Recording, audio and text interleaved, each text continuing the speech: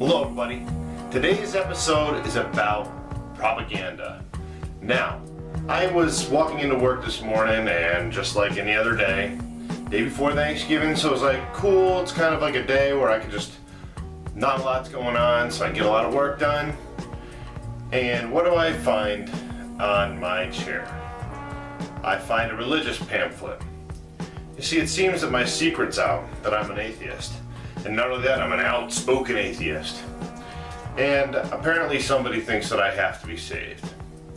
And okay, I understand the good intention of that. But then again, why would you just leave a pamphlet?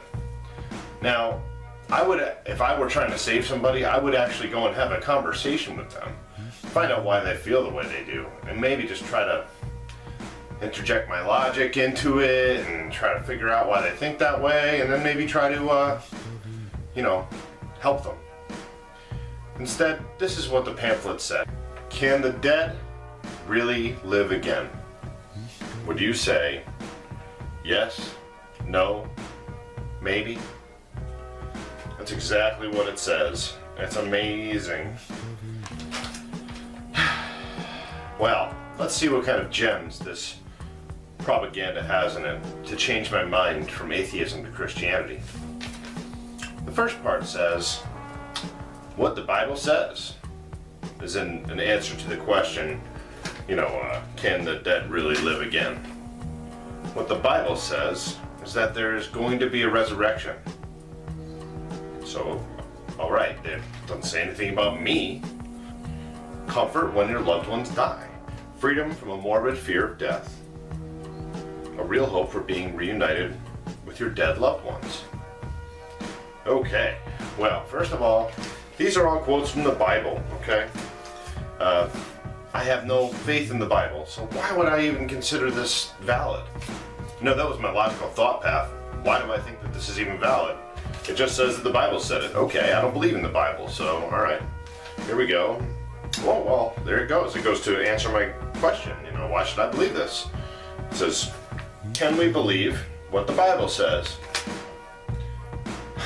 It says yes, for at least 3 reasons.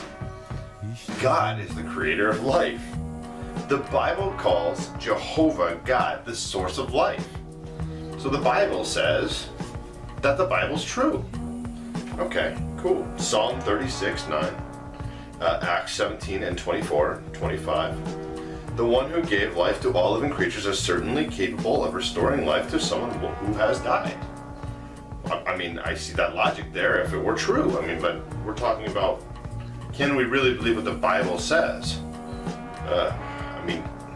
Anyway. So, alright, maybe the first one was a circular reasoning argument. Let's check out what the second one is.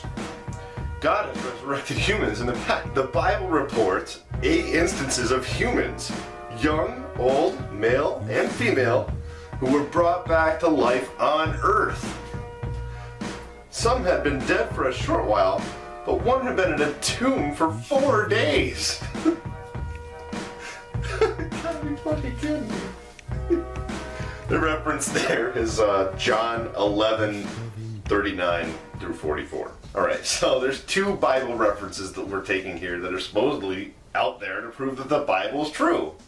Oh, alright, well, cool. It says here that the third reason is God is eager to do it again. Well, that's good, right? So why does that mean I have to believe in the Bible? Whatever. Let's go ahead and read on. Okay, so Jehovah hates death. I don't get it. If God hates death so much, why did he create it in the first place? He views it as an enemy. That's in 1 Corinthians 15 through 26.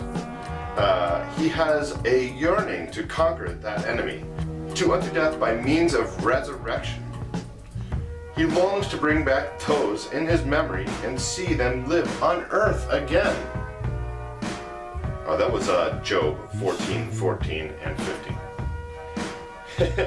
And if you don't have a Bible, you can read it online at www.jw.org/en.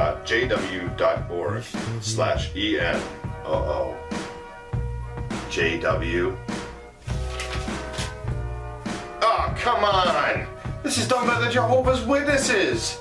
These Christians are so bad, Christians think these guys are annoying. Oh, there's more on the back here.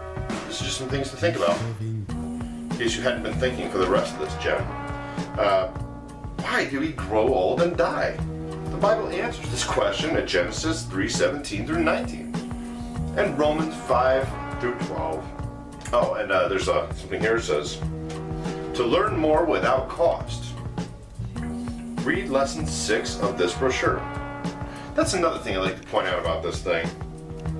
Say for the front cover, everyone in this picture is of an ethnic group. It's a little bit interesting, isn't it? Now I know that religions try to pander to those that are less educated, and let's face it, the United States of America, on the whole, I'm not saying everyone, but like, will educate those ethnic groups less because of where they live. You know, people who live in the inner city, who are primarily ethnic groups, will get worse education. I mean, I grew up in a small town in Connecticut, and we had great schooling.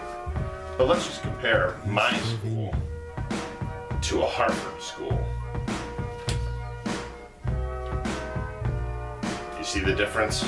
So I want to concentrate now on why I really have a problem with this. It's because this is all based in fear. Now you're not going to help anybody by making them afraid. And you know what? You just threaten me with basically being afraid of everything that has to do with death. Now I had 2 people very close to me die in the past couple years, alright?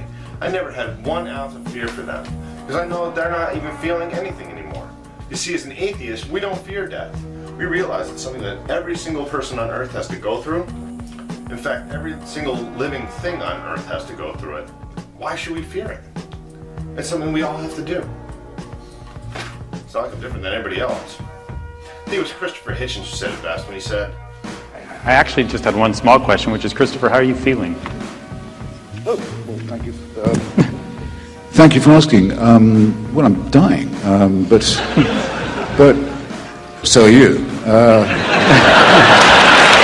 Thank you, Christopher Hitchens, for that little, that's very wise. Now, the problem I have with this is that this person was trying to pander to some fear that I may have of death. I don't fear death. I don't fear anything, really, except for heights. I'm kind of scared of heights for some reason. Probably instinctual. But, yeah, these pamphlets did nothing for me. And I wanted to point out the circular reasoning of this whole thing.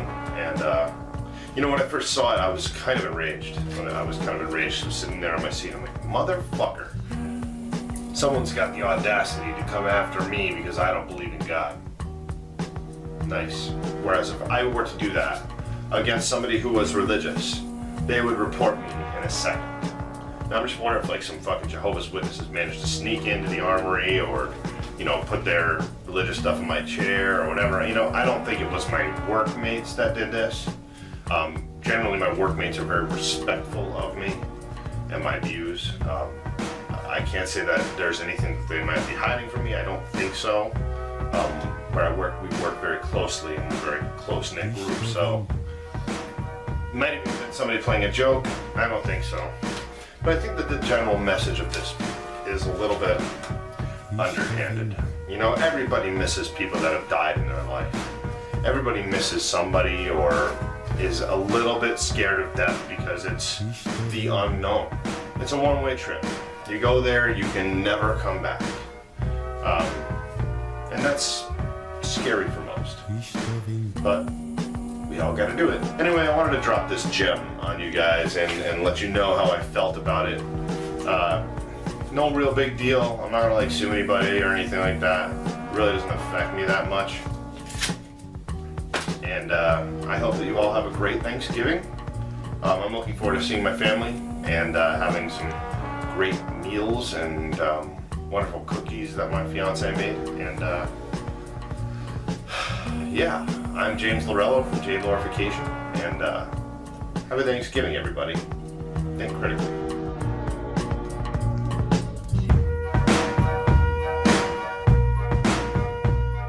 So now I'm going to bestow that knowledge upon you.